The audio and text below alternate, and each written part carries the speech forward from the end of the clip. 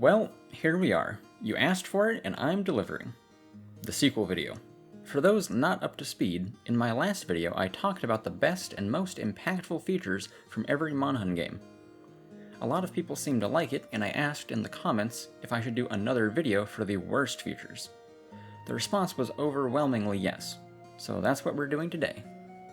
It's going to be a slightly different format from last time.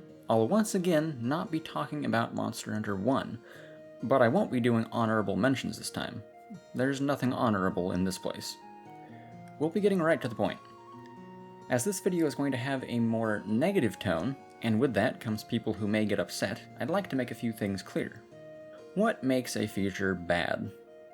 It's of course going to come down to personal opinion, but you can try to make a more objective analysis based on negative impacts to the experience of the game. When looking at features throughout the series, a divisive feature is not necessarily a bad one. Likewise, a well-liked feature could still have an argument made against it that it impacts the game negatively. Keep these things in mind as we go through the games. Additionally, I'd like to head off a certain comment at the pass. At some point in this video I will talk about wilds, and I will not mention performance issues at all.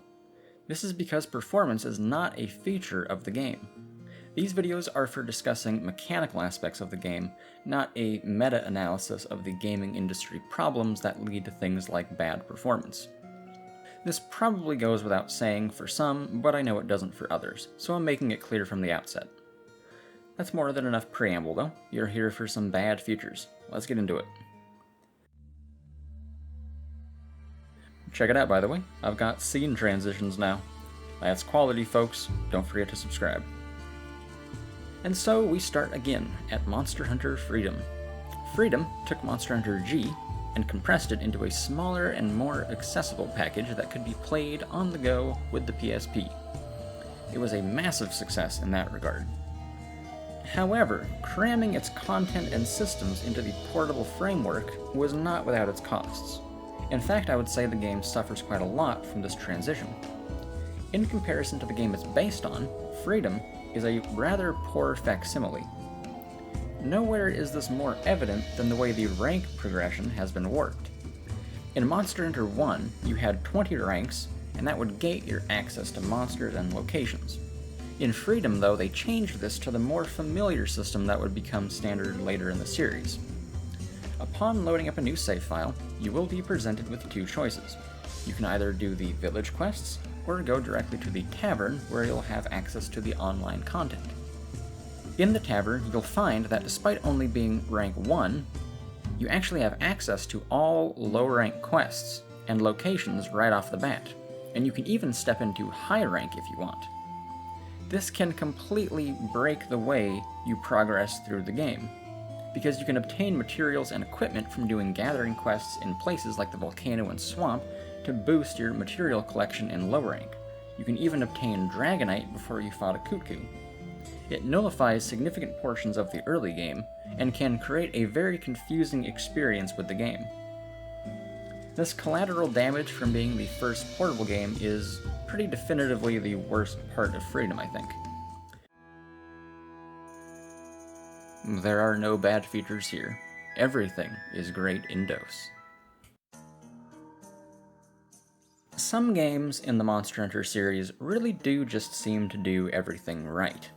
Freedom Unite is one of those games, I feel. It's got great gameplay, tons of content, really good monsters. As far as portable games go, I feel it's one of the best games in the series. It was quite hard to come up with a truly bad feature in it. However, despite how good it is, it does indeed have some flaws. Probably the most notable of which is the overpowered farm. Now, overpowered farm mechanics is nothing unique to Freedom Unite, but it was pretty new for its time. The farm in Freedom, for example, was quite weak, and essentially just gave you a few extra items after each quest.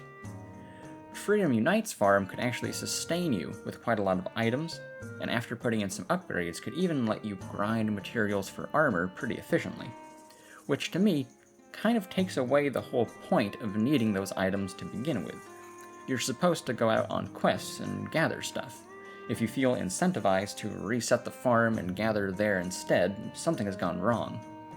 It's a very unbalanced mechanic and really set the stage for the future of farm mechanics being things that essentially nullify the need to go out and gather at all. Monster Hunter 3 is a beloved classic in the series. While underwater combat could be a bit divisive at times, it certainly established itself as a game that many people like and look at fondly. If you go back and play it nowadays, you can easily see why. Its gameplay is quite good, and it made lots of new evolutions to the series. But of course, not everything is perfect. Personally, I found Try's roster to be somewhat lackluster. While being a smaller roster on its own isn't bad, I found most of the new monsters to be not very fun, and often just worse versions of first and second gen monsters, which makes the smaller roster feel especially bad. But I don't think it would be fair to shove my personal opinion on its own, which I know many people strongly disagree with, into a list of the worst features. I think for a more objective worst feature, it's pretty obvious that Try's should be the missing weapons.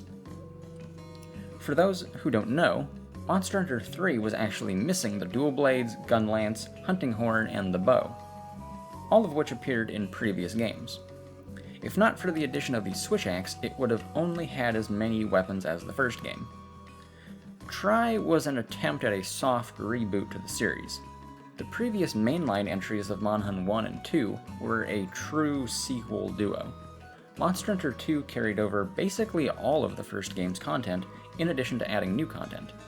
Obviously, they couldn't just keep carrying everything forward with each game, so it's understandable they made the choice to only bring forward certain things. But putting weapons on the chopping block was, I think, a very questionable choice. You would feel it especially badly if one of your favorite weapons was one of the ones that got cut. I tried to imagine what it would be like if a new game came out nowadays and didn't have all the weapons in it.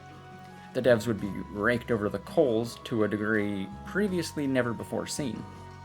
So I think it's fair to say this is the worst part of Try. In the Best Features video, I mentioned how Portable Third didn't make that many big changes or new additions to the series, so it was hard to come up with some things to include on the list. I kept it brief to keep the video positive, but now we can discuss it, and why that is in fact a large part of the game's worst aspects. Portable Third is a strange game. It's sandwiched between Try and 3 Ultimate, two games that are quite well liked and transformative in their gameplay with the big underwater gimmick. 3rd Gen itself is sandwiched between two titanic generations of games. 3rd Gen had to follow up fantastic games like Dose and Freedom Unite, and then retroactively contend with being followed up by fan-favorite games like 4 Ultimate and Generations Ultimate. Try and 3 Ultimate both have managed to stand the test of time with their own unique features and appeals, creating a niche for themselves that few other games can touch. Portable Third, however, is the odd one out. It does not have anything that really stands out about it. It doesn't have Try's underwater content, and had to retrofit maps to compensate, as well as losing underwater monsters in its roster. It doesn't bring any grand new concepts to the table. Like I said in the last video, it's basically just a continuation of Freedom Unite, a continuation with a, in my opinion, worse roster and less content. The game is not bad by any means, to be clear, but to put it plainly, the game lacks juice. It has no sauce. It's like eating white bread. Why play Portable Third when you could just as easily play any of the games that surround it and get a better and more fulfilling experience? To add insult to injury, the game is also one of the easiest games in the series. People talk about Wilds having no difficulty, but Portable Third was actually the original straight-line difficulty curve game. Portable Third having absolutely nothing going for it, and nothing of note, is its worst aspect for sure. 4 Ultimate is another game worthy of a positive preamble. A deservedly popular game in the series. It brought expanded combat movesets, mechanics like mounting, comprehensive endgame systems, challenging fights for masochists, and much more. 4 Ultimate feels like a love letter to the veterans of the series at the time. There is, however, one mechanic that I think turns 4 Ultimate from Pogger's Champion into Sucker's Shidian. Apex monsters are very challenging. They're fast, they hit hard, you can bounce off them really easily.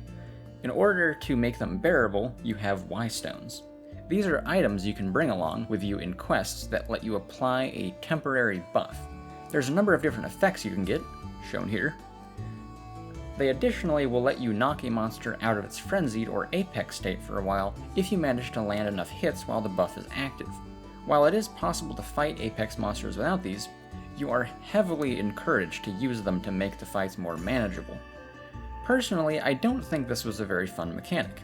It feels like a tacked-on gimmick that detracts from the experience of fighting the monster, when they could have just baked the mechanics like knocking them out of their apex state into the baseline experience, which appears to be a lesson they learned because Sunbreak's Anomaly and Risen monsters worked exactly like that.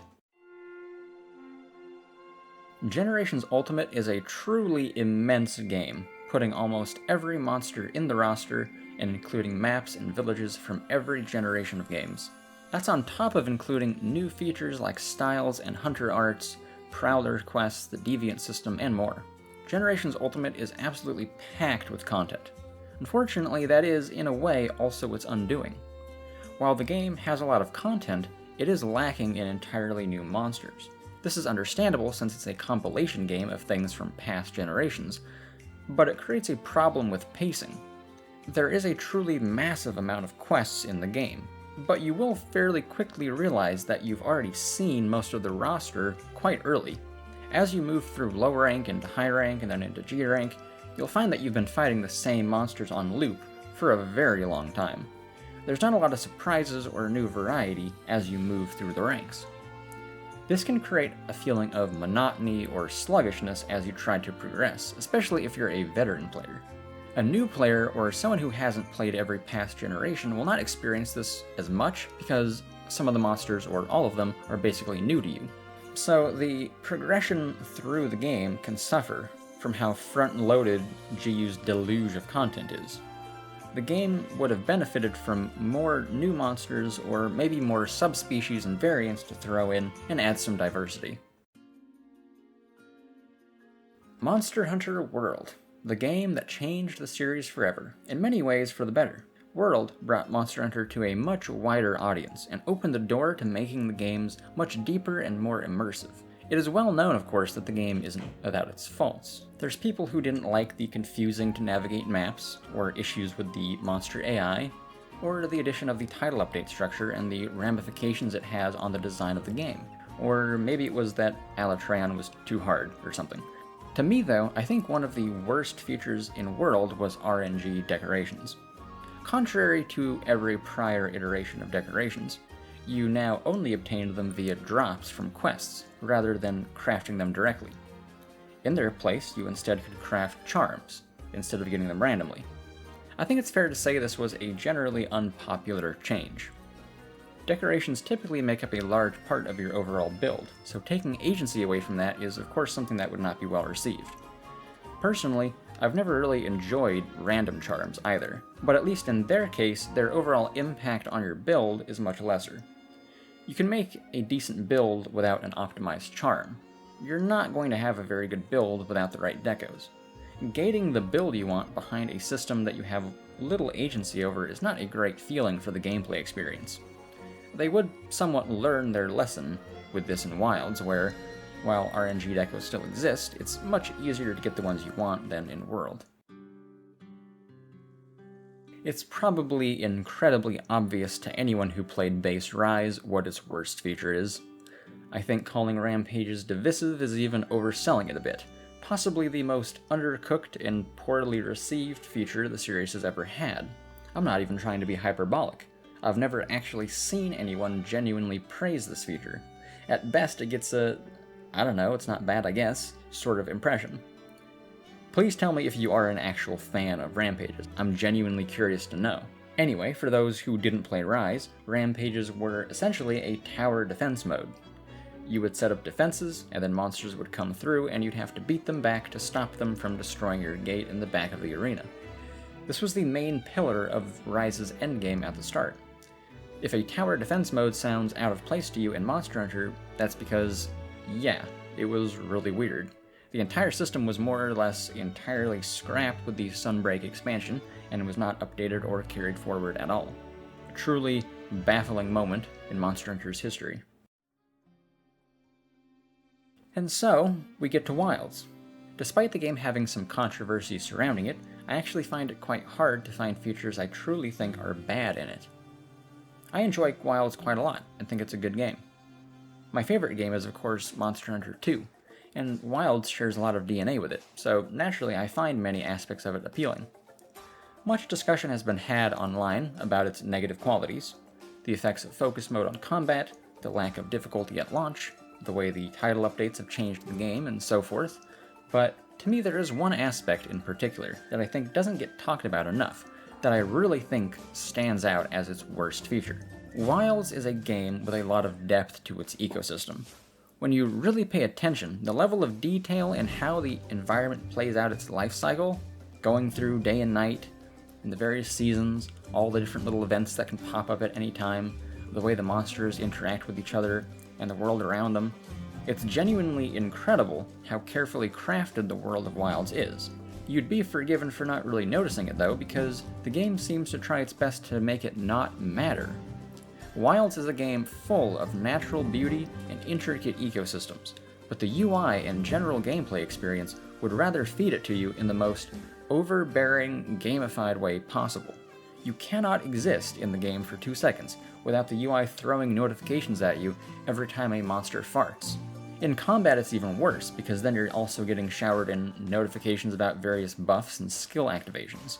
Your Sacred will take you anywhere you need to go automatically, so you can take your hands off the controller and back into your pants while you admire the voluptuous, blurry textures. Monsters are marked on the map to begin with, so you don't need to look for them or track them in any way. A game displaying information to you in a way that's easily understood is a good thing, but the issue with the way that Wilds does it is that it's often redundant, distracting, and takes away from the visual language and detail of the game. Despite the wonderfully detailed world of Wilds, it is desperate to make sure you never have to look at any of it, think about anything for yourself, or figure something out naturally.